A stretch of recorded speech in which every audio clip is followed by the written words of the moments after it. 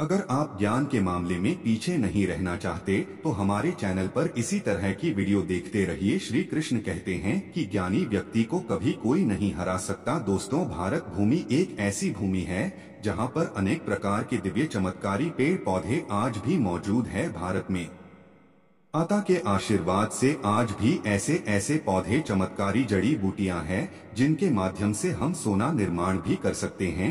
और ऐसे पौधे भी हैं जो बड़ी से बड़ी बीमारियों को चुटकी में खत्म कर सकते हैं। और इन पेड़ पौधों की मदद से असाध्य काम भी साध्य किए जा सकते हैं।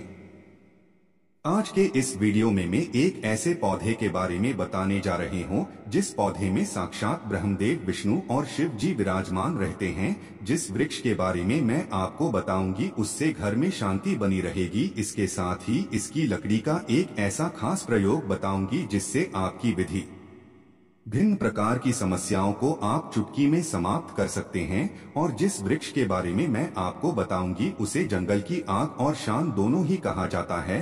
अब मैं आपको बताती हूँ कि मैं किसके बारे में बात कर रही हूँ। दोस्तों, मैं यहाँ पर पलाश के वृक्ष के बारे में बहुत अच्छी और बहुत उपयोगी की बातें बताऊंगी और खास 2 से 3 उपाय बताएंगे जिनको करने से आपके जीवन के सभी संकट चुटकियों में समाप्त हो जाएंगे।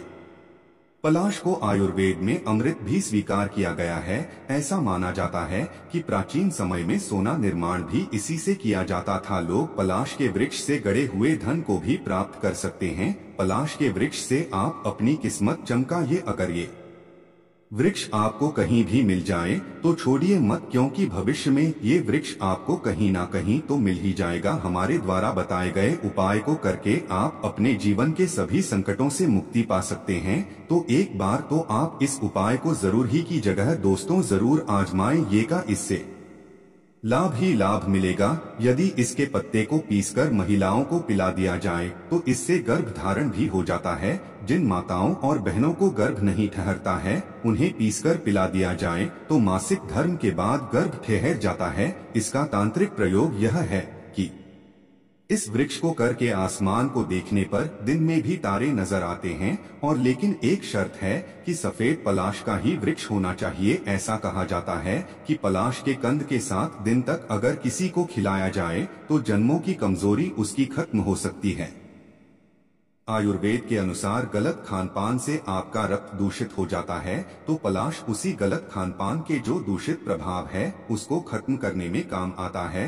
अब मैं जो आपको महत्वपूर्ण उपाय बताने जा रही हूँ इसे आप जरूर कीजिएगा। दोस्तों, जिन लोगों को व्यापार में, नौकरी में सफलता नहीं मिल रही हो और कर्ज की समस्या निरंतर बढ़ती जा रही हो तो शुक्ल पक्ष के शुक्रवार को पलाश जड़ सहित आप लेकर आए और इसे स्वच्छ जल से साफ कर लें। फिर इसे घर लाकर के उसके बाद किसी भी शांत कमरे में आप चले जाएं और वहां जाकर सफेद वस्त्र आपको बिछाना है। आप चाहे तो लाल भी बिछा सकते हैं। गंगा जल या गौमूत्र का छिड़काव कीजिएगा। फिर उसके बाद 7 प्रकार का अनाज लाकर उस पलाश की जड़ के ऊपर डाल दीजिएगा। 7 प्रकार की कोई भी अनाज हो सकते हैं, जैसे दाल, चावल, गेहूं। दाल जो है वो कई तरह की आप ले सकते हैं। हो गया। इस तरह से आपको 7 प्रकार के अलग अलग अनाज लेने हैं और पलाश की जड़ के ऊपर डालना है। इसके बाद इन सभी को मिलाकर एक देरी बना लीजिए। उसके बाद उसके ऊपर एक दीपक जलाएंगे। दीपक जलाने के बाद लक्ष्मी जी का मंत्र जो भी मात्रा को आता है उसे आप 3 से 4 बार बोलकर फिर एक पोटली बना लीजिए। दोस्तों, मैंने कई सारे लक्ष्मी मंत्र आपको बताया है। कल की आप वीडियो देखेंगे उसमें भी मैंने एक लक्ष्मी मंत्र बताया है।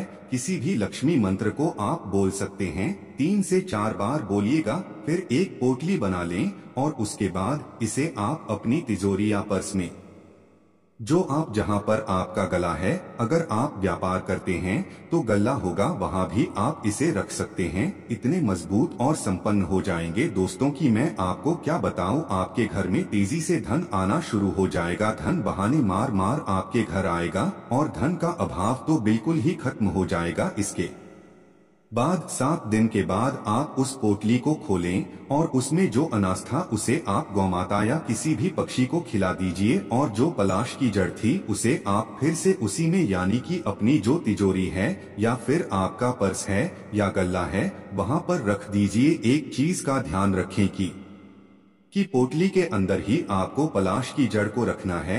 ऐसा माना जाता है कि किसी भी व्यक्ति की कुंडली में 9 ग्रहों में से किसी ग्रह का प्रभाव बहुत अधिक, जो अगर तेज चल रहा है या फिर धीमा चल रहा है तो उसके प्रभाव को ये संतुलित कर देता है।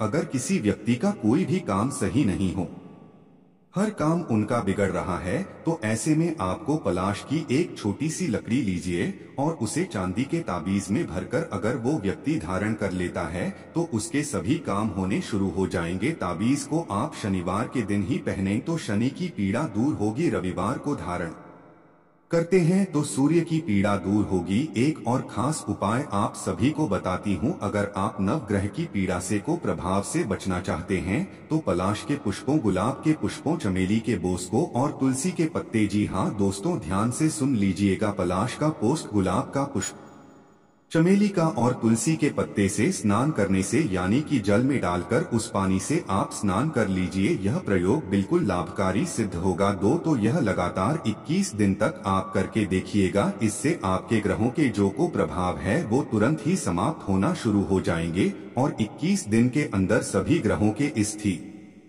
स्थिति अपनी अपनी जगह पर ठीक हो जाएगी और हर काम आपका आगे की ओर बढ़ने लगेगा, यानी कि किस्मत को आप खुद मार्गदर्शन देने लगेंगे। किस्मत आपके हिसाब से चलना शुरू हो जाएगी। मुझे उम्मीद है आप सभी को पलाश के पुष्प की यह जानकारी बेहद पसंद आई होगी। अगर आपको मेरी वीडियो पसंद आई है, मार्गदर्शन पसंद आया तो वीडियो को लाइक करने के साथ चैनल को सब्सक्राइब जरूर की। जगह मिलती अगले वीडियो में। हरि ओम, ओम नमः शिवाय। जय श्री कृष्णा, जय श्री राम।